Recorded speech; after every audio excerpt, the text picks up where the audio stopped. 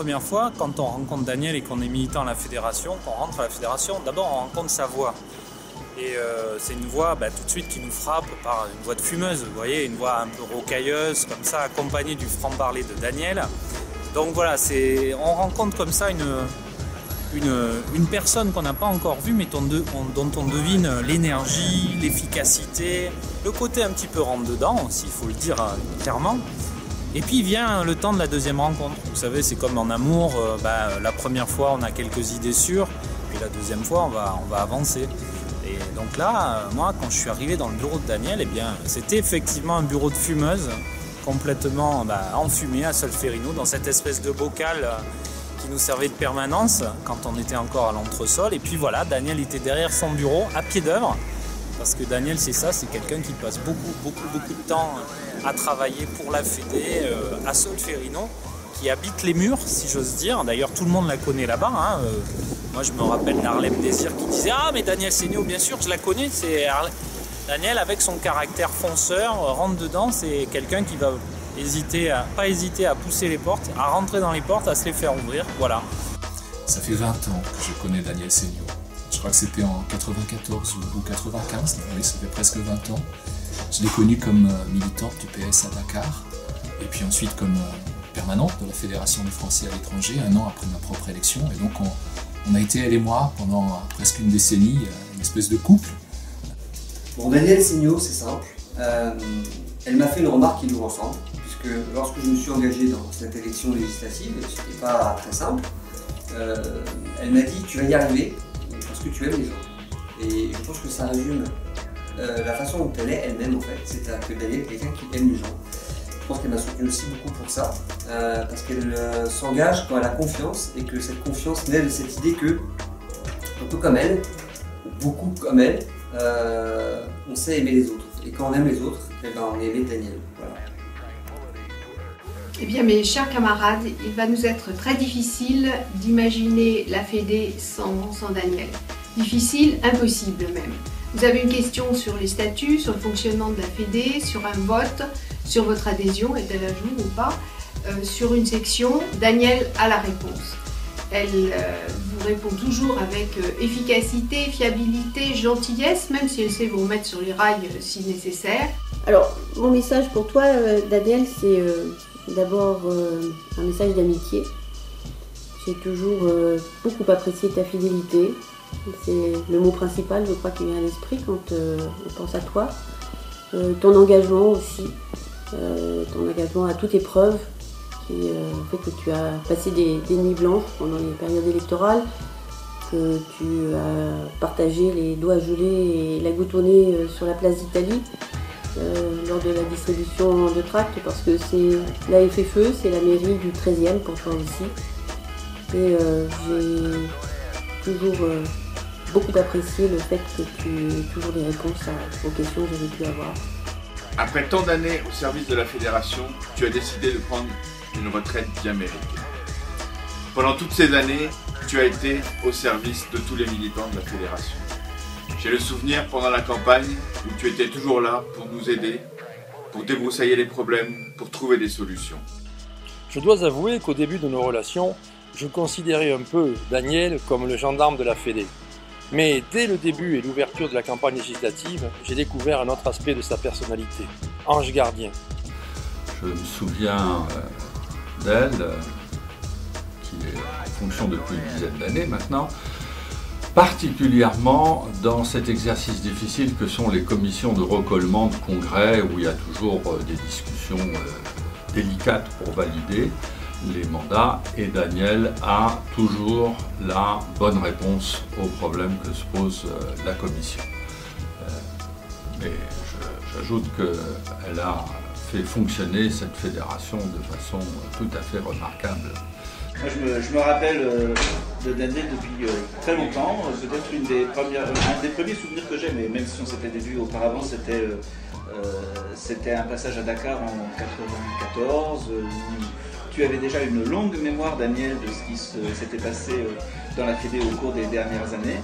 Quand j'ai commencé à travailler avec Daniel, la première impression qu'elle m'avait donnée, c'était une femme rigoureuse et voire perfectionniste. Elle m'a tout appris du métier de la permanente. C'est elle qui m'a formée quand je suis arrivée sur ce poste. Et aujourd'hui, je peux dire que j'ai été à la bonne école. Alors Danielle, c'est assez inoubliable parce que finalement, c'est grâce à elle, c'est mon premier contact finalement à Solferino, quand je me suis inscrit à la FFE. Et à l'époque, je me suis retrouvé très vite dans la section des isolés et ça porte bien son nom puisque finalement Danielle était l'unique contact que j'avais avec Solferino pendant plusieurs années. Alors j'ai connu Danielle à Dakar, où nous avons travaillé ensemble, d'abord à la DFE, où elle et moi nous étions d'abord au bureau, ensuite elle est passée présidente et j'étais sa secrétaire générale. Nous avons collaboré ensemble pendant des années, aussi bien au niveau du PS. Danielle sait reconnaître ceux qui travaillent et ceux qui glandouillent, ceux qui sont sincères, ils ne le sont pas. Et je trouve que c'est un atout aussi pour elle. Elle a été notre bonne âme, elle a été notre permanente, mais aussi notre copine, notre maman à tous, notre représentante auprès de ces instances de cette grande maison qu'est la rue de Solferino. Et elle a toujours été absolument sur le pont, prêt à nous défendre, nous Français de l'étranger. Quand on entre dans la fédération pour la première fois, Danielle c'est un petit peu notre phare. On la voit de loin, elle nous rassure par sa présence et elle nous montre un petit peu le chemin, surtout quand on est propulsé tout d'un coup secrétaire de section. On est assez souvent perdu, on ne sait pas trop ce qu'on doit faire, ce qu'on est censé faire. Et Danielle, elle est là justement pour nous rassurer et pour nous aider, nous conseiller. Danielle, je l'ai eu dans un premier temps au téléphone. J'étais à Dakar et je souhaitais adhérer à la FFE. Et donc c'est elle qui m'a remis les coordonnées de la section de Dakar. Et ensuite, lors d'un passage sur Paris, je suis venue la rencontrer à son bureau et nous avons longuement échangé sur le Sénégal, que nous partageons, cette passion que nous avons pour ce pays, sur le Sénégal, sur le fonctionnement de la fédération. Et elle m'a vivement encouragée donc à militer de l'étranger. Ce que je fais maintenant, entre autres grâce à elle, puisqu'elle m'a vraiment donné le goût du militantisme à l'étranger. Salut Danielle, écoute, nous on a une histoire il n'y a pas longtemps ensemble avec la préparation des élections et les désignations et les histoires de statut et tout ça. C'était une expérience riche, c'était drôle souvent, très drôle souvent, mais on ne pourra pas tout raconter, donc on se racontera ça en ancienne combattante autour d'un verre au secret. Si je devais résumer en deux mots les caractéristiques de Danielle, pour moi c'est la rigueur, l'honnêteté intellectuelle. C'est une personne profondément généreuse et énormément affectueuse. On a besoin de ça. Celui qui me vient à l'esprit, c'est celui de militante. Bon, Danielle, en un mot, je ne sais pas, mais la Fédération des Français de l'étranger, en un mot, je peux vous dire, c'était Danielle pendant longtemps. Je dirais simplement militante. Pour Danielle, ce serait engagé, parce que Danielle, quand elle s'engage dans quelque chose, comme elle fait dans son travail, elle y va vraiment jusqu'au bout. Et j'ai toujours trouvé Danielle une personne ouverte, justement, toujours sincère. Je crois que c'est le plus grand mot à retenir de sa part. C'est pour elle, sincère, entière, une vraie militante. Sérieuse, cœur ouvert, consciencieuse. C'est une amie vraiment sincère. Alors il y a selon moi 4 mots qui caractérisent bien Danielle. Générosité, gentillesse, sérénité et humour. Et je pense notamment à tous les votes militants et l'organisation de toutes ces actions. Cette rencontre que j'ai eue avec Danielle il y a déjà 7 ans, ce qui me concerne, donc 8 ans même, c'est peut-être ce que vous les militants vous retiendrez d'elle, c'est ce caractère, cette voix, cette énergie, cette détermination aussi à faire avancer les choses. Notre cher Danielle Seigno a été et est toujours l'âme de notre fédération des Français à l'étranger. Mais je suis éternellement reconnaissant à Danielle pour tout ce qu'elle a fait, pour moi et pour la FFE. Danielle, sans ton aide, sans ta vigilance de tous les instants, je ne serais jamais arrivé à mener à bien toutes les étapes administratives de cette campagne. J'ai tant de beaux souvenirs avec Danielle, des souvenirs de travail, de bataille, de nuits passées à dépouiller les votes, à essayer de rassembler l'émotion, faire vivre la fédération. Et je sais que sans le concours de Daniel, sans sa présence, je n'y serais jamais arrivé. Et le fait de siéger aujourd'hui à l'Assemblée nationale, quelque part, je le dois aussi un petit peu à l'énergie de Daniel, à cette énergie contagieuse qu'elle s'est passée. Nous avons beaucoup vécu ces dernières années, on a passé des étapes, la mise en place de députés des Français de l'étranger,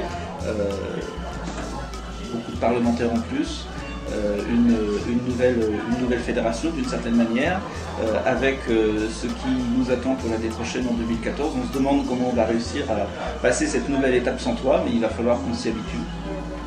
Alors je ne sais pas comment on fera. En tout cas, je te souhaite de continuer à militer et de continuer à militer dans le 13e pour une belle victoire à Paris l'année prochaine. Daniel, tu nous manqueras, mais je te souhaite bon vent pour ta nouvelle vie. Maintenant, la fédération sans Daniel, et ben, bon courage et bon vent à ceux qui vont lui succéder, ce ne sera pas facile. Et bonne retraite à Daniel parce qu'elle l'a amplement mérité. Pour ta compréhension, pour ta gentillesse, pour ta vigilance, ton aide, un grand merci. Je te souhaite une excellente retraite, je te dis au revoir, à bientôt et je t'embrasse. Je te souhaite une très très belle retraite, de très belles élections municipales l'année prochaine, et puis on n'est pas sans se revoir de toute façon. Donc merci pour tout ce que tu as fait, Daniel, et puis l'amitié continue à nous lier pour bien longtemps encore. Ah Daniel, tu vas nous manquer. Toujours indispensable, toujours à nos côtés, toujours prêt à nous conseiller. Mais je suis sûr que tu vas être heureuse. À bientôt, j'espère. Merci beaucoup Daniel pour tout ce que tu as fait pour moi et tout ce que tu as fait pour nous tous. De la part de toute la section de Munich, on te souhaite une très très bonne retraite. Je te souhaite une belle retraite, Daniel, Babenen et Dir Diaf. À bientôt et bon courage pour la suite. Bon vent et bonne retraite et on restera là pour continuer le combat. Voilà. Au nom des camarades de la section du Grand Nord, en nom de Suède, nous voulons souhaiter une joyeuse retraite à Daniel. Merci pour tout ce que tu as fait pour nous. À bientôt. Daniel, on te souhaite tout ce que tu peux espérer pour une retraite épanouie. Bonne route à toi. Daniel ne cessera pas sa vie politique avec la fin de ses fonctions à la Fédé parce que, comme tout le monde le sait, elle a des fonctions à la mairie de Paris. Elle a une vie militante aussi dans le 13e. On a toujours pensé que Daniel nous appartenait. Vous savez, quand on aime quelqu'un, on est exclusif. Donc, non, Daniel, c'est la Fédération des Français étrangers, mais c'est aussi la Fédération de Paris dont elle est membre. Et puis, comme on dit souvent, la caravane va continuer à avancer. À Daniel, on souhaite des vents favorables, on lui souhaite bon vent, mais surtout que le vent nous ramène Daniel de temps en temps du côté de Solferino et de la FFE. Voilà, salut Daniel, mes amitiés.